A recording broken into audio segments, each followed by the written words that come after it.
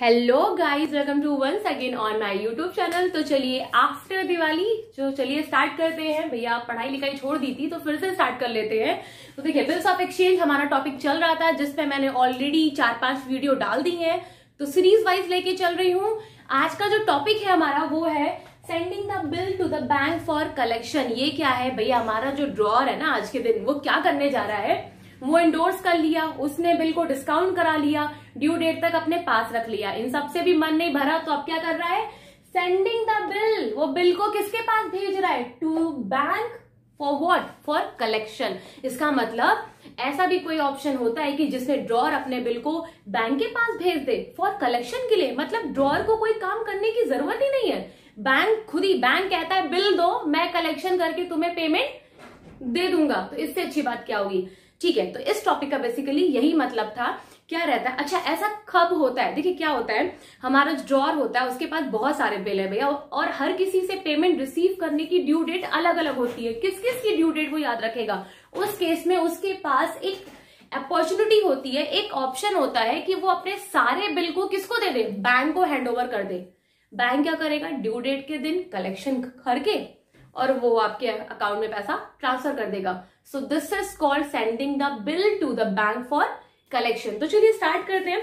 हाँ, इसमें हमें करना क्या है, मैं आपको डीके गोयल की बुक से, मेरी जो डीके गोयल की बुक है उसमें 2 क्वेश्चन है। क्वेश्चन आपके स्क्रीन पे अपेयर हो जाएगा, तो क्वेश्चन को पढ़ते हैं और साथ ही साथ उसे करने की कोशिश करेंगे। तो सबसे पहले क्वेश्चन को पढ़ते हैं। क्या है? On 10th January A sells goods to B for ₹12,000। भैया 10 जनवरी को ए ने बी को 12,000 का गुड सोल्ड किया है, कोई दिक्कत नहीं। On that date B accepted a bill drawn upon him by A at 2 months for ₹12,000। B ने भैया एक्सेप्ट कर लिया। बी कह रहा है कि ठीक है, मेरे ऊपर तुम 2 month का बिल रख दो और मुझे एक्सेप्टेंस है। मतलब क्या है, बी 2 महीने बाद पेमेंट करने आएगा। A retain the bill till its due date. A ने ड्यू डेट तक बिल को अपने पास रखा, ठीक है। And on due date send the bill to the banker for collection. पर ए ने ड्यू डेट के दिन ही अपना बिल किसको दे दिया? बैंक को दे दिया। इसका मतलब जब ड्रॉई हमें पेमेंट करने आया होगा तो भैया पहले ड्रॉई हमारे पास, हमारे घर आएगा, बोलेगा बिल दिखाओ। हम क्या बोलेंगे? आज ड्यू डेट है, पर हमने आज ड्यू डेट के दिन अपना बिल किसको हैंड ओवर कर दिया? बैंक को। तो बैंक, अब जो ड्रॉई होगा वो बैंक जाएगा हमारे, वो वहां पेमेंट करेगा, फिर बैंक वही पेमेंट ड्यू डेट वाले दिन हमारे अकाउंट में ऑटोमेटिकली ट्रांसफर कर देगा, ठीक है। In due course A receive the information from bank that the bill has been duly met. और ए को इंफॉर्मेशन मिल गई कि भैया आपके बिल का आज ड्यू डेट थी, पेमेंट हो गया, कोई दिक्कत नहीं ना। भैया देखो, बिल्स ऑफ एक्सचेंज के साथ एक चीज तो फिक्स है, आपको पता है, जिसके पास बिल पेमेंट उसी को मिलना है। तो चलिए क्वेश्चन करते हैं। Pass journal entry in the books of A and B. तो दोनों की बुक्स में एंट्री करना स्टार्ट करते हैं हम लोग, ठीक है। तो पार्टीशन, एक्चुअली मुझे बोर्ड छोटा होने के कारण तो इसलिए मैं पूरे कॉलम प्रॉपर नहीं बना पाऊंगी, बट आप प्रॉपर डेट, पर्टिकुलर, एलफ, अमाउंट, ठीक। फिर हाँ, इतना तो हम लोग डाल सकते हैं। भैया हमें ए और बी की बुक्स में एंट्री करना है तो हम लिख देंगे in the books of A. यहां पे मैं लिख देती हूं in the books of A, और यहां लिख देंगे हम लोग क्या?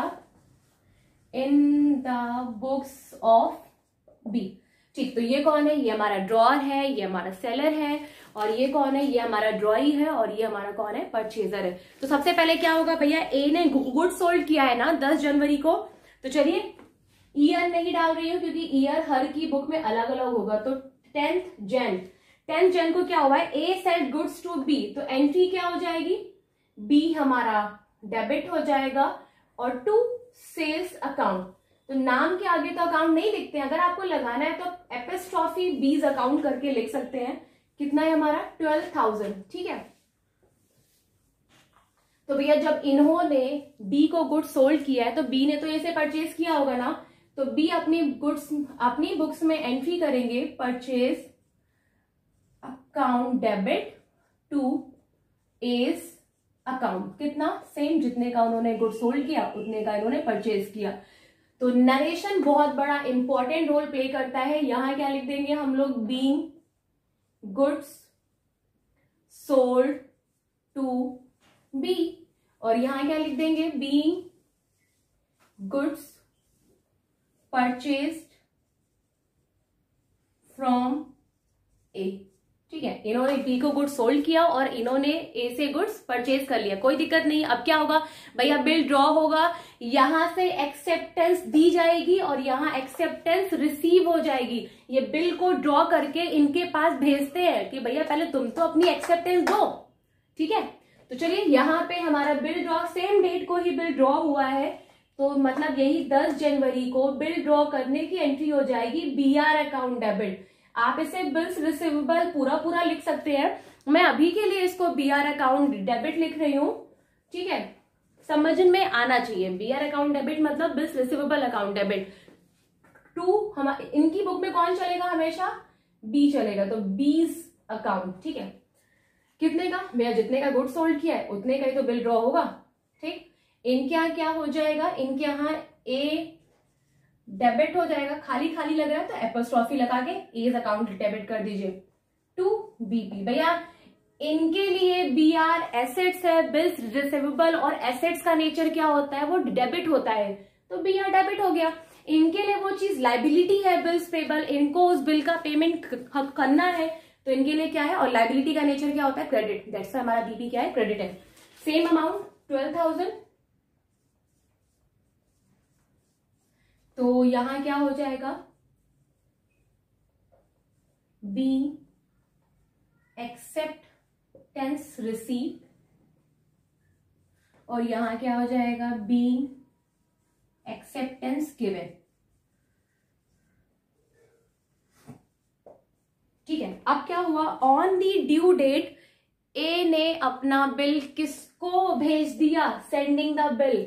ड्यू डेट हमारी कब आएगी, तो भैया 2 महीने का बिल था, अगर 10 जनवरी को गुड सोल्ड हुआ है तो बताइए ड्यू डेट क्या होगी, 10 जनवरी से 10 फरवरी 1 महीना, 10 फरवरी से 10 मार्च 2 महीना। ठीक है, और 3 दिन ग्रेस, तो 13 मार्च को क्या है, 13 मार्च ड्यू डेट है, और on the due date A ने अपना बिल कलेक्शन के लिए बैंक भेज दिया।